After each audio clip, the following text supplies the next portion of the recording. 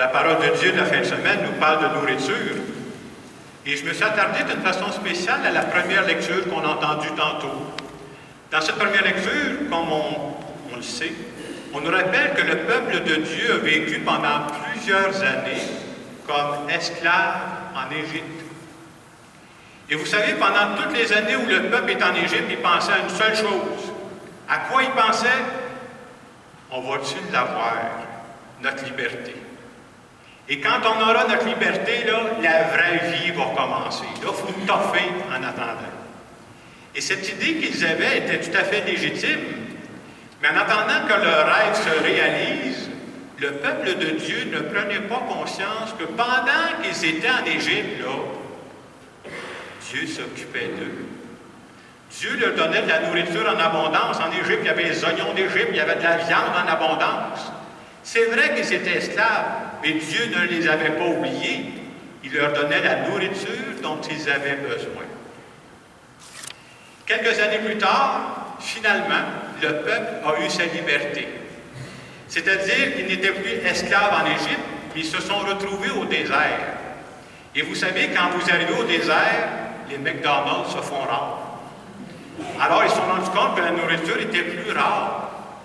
Et ça n'a pas pris de temps. Vous savez, s'il y en a qui ont commencé à dire, on dit, hey, on était tués en Égypte, finalement. On était esclaves, on avait de la nourriture en masse. C'est comme s'ils se rappelaient que le beau temps pour eux autres, c'était en arrière.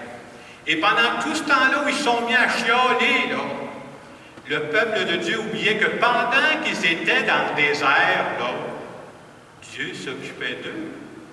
Pendant qu'ils étaient dans le désert, Dieu leur envoyait la manne, qui est la nourriture gratuite qu'il leur donnait. Et comme disaient nos profs, faites attention quand vous prononcez, mais c'est vrai que nos ancêtres ont mangé de la manne au désert. Ça les a nourris, ça les a fortifiés. La morale de cette histoire, c'est que, aujourd'hui encore, nous ressemblons étrangement au peuple de Dieu. C'est-à-dire qu'il nous arrive de penser que mon bonheur à moi, vous savez, c'est quand mon bonheur à moi, c'est en arrière. Hey, j'ai-tu vécu des belles affaires, hein? Ou encore, c'est de penser mon bonheur à moi, il s'en vient, là. Dans quelques années, là, moi, l'avoir. Là, ça va être mon bonheur.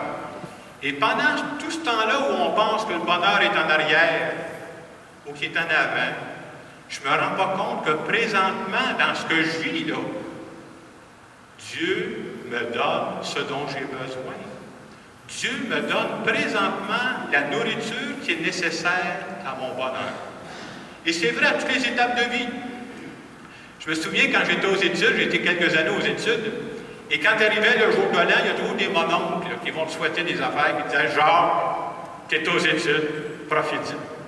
Ces plus belles années de ta vie, ça ne reviendra plus jamais. » Mais toi, quand tu es aux études, à quoi tu penses? Quand j'étais aux études, moi, je me disais, vas-tu l'avoir, le papier? Vas-tu l'avoir, le diplôme? Parce que le jour où je vais avoir le diplôme, là, la vraie vie commence. Là, je vais pouvoir faire quelque chose. Mais tout le temps où tu penses toujours que ton bonheur est en avant, tu ne prends pas conscience que tu dis, c'est vrai. Hey, aux études, il y a un beau côté à être aux études. Tu fais plein de belles découvertes en étant en lien avec ces universités-là. Tu es à l'âge où tu es avec tout le monde de ton âge, c'est facile de se faire des amis. Puis les sorties entre amis avec les étudiants pendant que tu es aux études, c'est agréable. Hein? Dieu te donne à ce moment-là la nourriture dont tu as besoin. À une autre étape de vie, c'est autre chose. Hein? Je ne sais pas si je rencontrais une jeune maman qui vient d'accoucher d'un bébé, là. C'est quelque chose, ça, là. Moi, je n'ai pas beaucoup d'expérience là-dedans, mais après me dire, hey, s'occuper d'un petit bébé les premières semaines, là, ça occupe en s'il vous plaît, ça, cette affaire-là. Il faut l'allaiter, il faut le nourrir, il faut changer les couches, puis il faut l'écouter brailler, là. Et pendant tout le temps où elle vit les premières semaines, vous savez ce qu'elle peut dire, la jeune maman? Elle peut dire, là, c'est tough, là. Mais c'est pas grave. Dans quelques mois, dans quelques années, là, ça va être la vraie vie, là. Quand mon petit gars aura vieilli, ma petite fille aura vieilli, là, ça sera que du bonheur. Et qu'on peut s'illusionner, hein. Elle pense que son bonheur, ça va être juste en avant. Si on pouvait la projeter dans le temps, puis te faire vieillir son petit gars, puis on le mettrait à 16-17 ans, là, puis elle verrait se promener avec culotte à terre qui pend dans les deux jambes, là, puis qui dirait, je sais pas pourquoi j'existe, là. Peut-être qu'elle dirait, c'est vrai que ces premières semaines-là que je vis avec mon petit bébé, c'est exigeant, mais c'est beau aussi. Hey, Colette, la belle intimité que je suis en train de développer avec cet enfant-là, hein? Dieu te donne à ce moment-là la nourriture de ton besoin, dont tu as besoin. Arrête de rêver en avant. Une autre étape de vie, c'est autre chose. Quand on arrive à un âge plus sage, on peut être porté à penser que mon bonheur, c'est en arrière. Hey, là, j'ai vécu des belles affaires, c'est fini, là. Mais en arrière, c'était beau, hein? Puis on se rappelle les jeunes années quand tu as commencé ta vie adulte, hein? Hey, quand j'ai commencé à sortir avec mon chum, avec ma blonde, hein? Ça, c'est des années que tu n'oublies pas, là. Juste à penser au samedi soir qui s'en venait, qu'on t'a pas se rencontrer, les genoux te pliaient, là. Aujourd'hui, quand tu penses à tes genoux, c'est parce qu'ils te font mal et ils ne veulent plus plier. Et tu peux être porté à regretter les oignons d'Égypte. Mais tout le temps que tu vas regretter les oignons d'Égypte, tu oublies de prendre conscience que présentement, Dieu te donne la nourriture dont tu as besoin. Parce que quand on arrive à un certain âge, on est dégagé des premières responsabilités plus stressantes. C'est comme si on est mieux disposé pour accueillir ce que j'appelle les délicatesses de la vie, des gratuités de la vie. Je ne sais pas moi, avant-hier, quelqu'un me disait, ma fille m'a téléphoné pas pour la business, là. Elle m'a appelé juste pour moi, pour qu'on passe du temps ensemble. Ma voisine est venue me voir avant-hier, où je connais plusieurs personnes âgées, moi, ils vont dans des places pour se réunir. Là. Ici à Saint-Hyacinthe, je peux vous donner un bon spot. Vous allez au centre d'achat, là où il y a des restaurants. Là. Tous les problèmes du monde se règlent là, puis ils recommencent, là, 3 jours après. Parce que le but, c'est quoi? C'est d'être ensemble. On l'oublie, mais tout ça, là, c'est la manne de Dieu pour aujourd'hui. Comme Dieu l'a fait dans les années passées, Dieu nous donne présentement ce dont nous avons besoin. Arrêtons de retourner en arrière. Arrêtons de courir vers l'avant. Prenons la peine de dire merci pour ce qu'il nous donne présentement. Et c'est ce qu'on veut faire par l'Eucharistie. Et j'ai pensé, en terminant cette homélie, de vous lire un texte que j'ai pris dans la revue du Messager, c'est Saint-Antoine, la Couchette. Il y a quelques années, j'ai appris ça. C'est un texte qui nous parle d'un jeune homme de 29 ans qui arrive à une grosse épreuve. Vous ne savez pas ce qu'il arrive comme épreuve? Il va avoir 30 ans dans quelques jours. À sa place, moi aussi, je serais déprimé, là.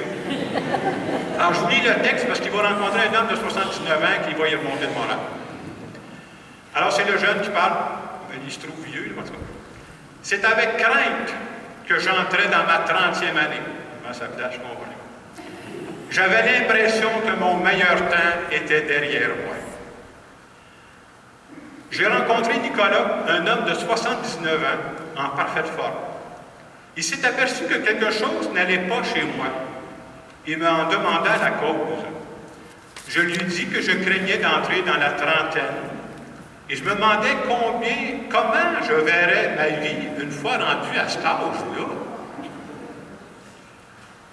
Et il a répondu, « Mon cher Joe, quand j'étais enfant, en Autriche, mes parents s'occupaient bien de moi.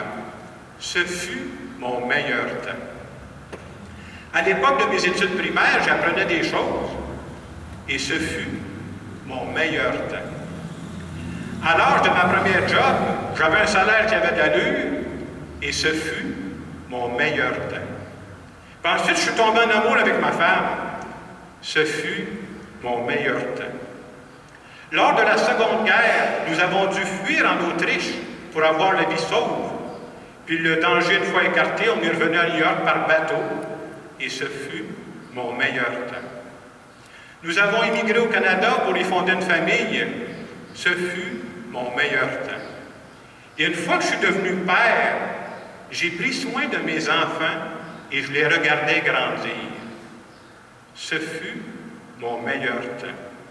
Et maintenant que j'ai atteint l'âge de 79 ans, je suis toujours en amour avec ma femme. C'est encore le meilleur temps. Alors, dans la célébration de ce matin, j'aimerais qu'on prenne un moment de silence pour dire merci à Dieu. Je vous demande de ne pas dire merci à Dieu pour ce que vous avez vécu dans le passé. Je vous demande de ne pas dire merci à Dieu pour ce qui s'en vient. Prenons le temps de dire merci à Dieu pour ce que tu me donnes présentement.